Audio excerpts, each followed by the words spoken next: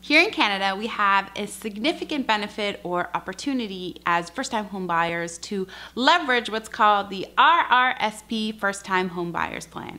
And this is essentially one of the few rare opportunities that we are actually allowed to take money out of our RSPs in order to be able to use that money for something in our life. And in this particular instance, it's buying your very first home. Sure, this is a great program, but let me even back up a little bit to explain why this is a great program. So essentially, on a monthly basis or on an annual basis, when you take money and put it in your RRSPs, essentially you are saving money for your retirement. And in order to incentivize us to put money away for our financial future to make sure that, we don't end up in financial destitute in our old age. I don't want to end up there. I know you don't want to end up there. The government has created a program, the RRSPs, where essentially when you put money in on a regular basis, hopefully, that money is actually considered to offset your income. So if this year you were to contribute $2,000 to your RRSPs, that would be considered $2,000 less of income that you would have made. So essentially, you wouldn't have to pay tax on that $2,000. Because most of us are taxed automatically when we get paid from our employers, the tax is already taken off every single month, and it's calculated that way so that when you end up putting, in this example, $2,000 into your RSPs, you actually will get a nice tax refund at the end of the year because you would have paid tax on that $2,000, but essentially because you put money in your RSPs, you should not have theoretically been taxed on it, which is why you end up getting a refund. So if you put a significant amount into your RSPs every year, it may be why you're getting a nice refund, hopefully on a regular basis. When you're getting a refund, essentially it's basically like you've overpaid taxes and then it's given back to you. So, a good thing because we're not necessarily thinking about it and then we get a refund, but essentially you're just getting money back that was owed to you. So I explain this to you because with the first-time homebuyers plan, currently you can take up to $25,000 out of your RSPs tax-free, which means there is no tax implication, it's no big deal, there's no penalties, there's no issues, as long as you use that money for buying your very first home. And again, I should caveat here. I know I say your very first home, but the way the first-time home buyers plan works is actually the definition is such that you haven't owned a home or your spouse hasn't owned a home inside of the last 4 years. So there could be a scenario where you, in fact, used to own a home and then you sold it and then you started renting and then maybe 5 years later you buy another house and then you can use your RSPs again. But let's not worry too much about those logistics. Actually, if you have not yet watched the bonus with Alex Garber, who is an accountant, CPA, and good friend of mine, I highly recommend it because we talk a lot about this sort of nuances and how to work around it. But essentially, you have the opportunity to put in $25,000 into your RSPs, so hopefully you're saving on a regular basis. But if you haven't, that's absolutely okay. As long as you have the RSP room available to you, and RSP room is based off of how much money you earn. So there's a certain percentage every single year of the amount that you earn that you're allowed to put into your RSP. So, typically if you're gonna qualify for a mortgage, you've had a decent income and you've probably got that RSP room that you've built up over the last few years. So if you haven't taken advantage of it, definitely makes a lot of sense. If you've got $25,000, well, obviously you've got $25,000, or before you're going to buy your house, you need to have a down payment. So if you haven't necessarily thought about putting that money into your RSPs, it really, really makes a lot of sense to put it into your RSPs first. And the money really only has to sit there for a full 90 days before you can take it out without having to incur any penalties. Now, one of the mistakes that I see first-time homebuyers make who have not necessarily contributed money to their RSPs and haven't really thought about it, when you get a financial gift from somebody in your family, maybe it's a parent or a grandparent because, they're going to help you out. It's very common to get some financial contribution from the bank of mom and dad when you're buying your first home, especially in Canada, because the prices can be so crazy across our country. If that were to happen and you haven't contributed the $25,000, you might as well consider taking $25,000 from that financial gift, putting it into your RSPs, assuming you've got all the room there. And if you're not sure, you can always talk to your accountant about that. Or also in your notice of assessment, which is in your taxes that you get every single year, it will say, but probably easier just to ask an accountant.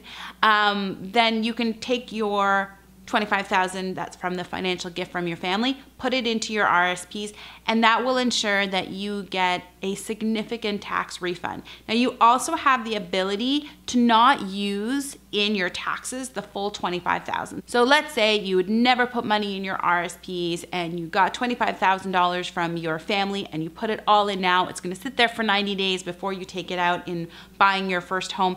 You could actually not claim all $25,000 this year, and that can make a lot of sense depending on your tax bracket, or if you think that in the future you're going to be making more money, it may make sense to have the tax benefit in future years. So when you're filing your taxes this year, you would talk to your accountant, because this is something a little bit tricky. You probably wouldn't want to try to figure out on your own, but there are ways that you can optimize it so that the full $25,000 benefit, you're not necessarily just getting it this year, but you could spread it out or save it for future years as well, which could be really beneficial depending on your financial situation and what you're doing from an income standpoint. Now, in a later module, when we're talking about all the things you need to do once you have an accepted offer, I'll walk you through what you need to do to be able to get this money out without any penalties. I'll explain kind of the paperwork and what you need to do.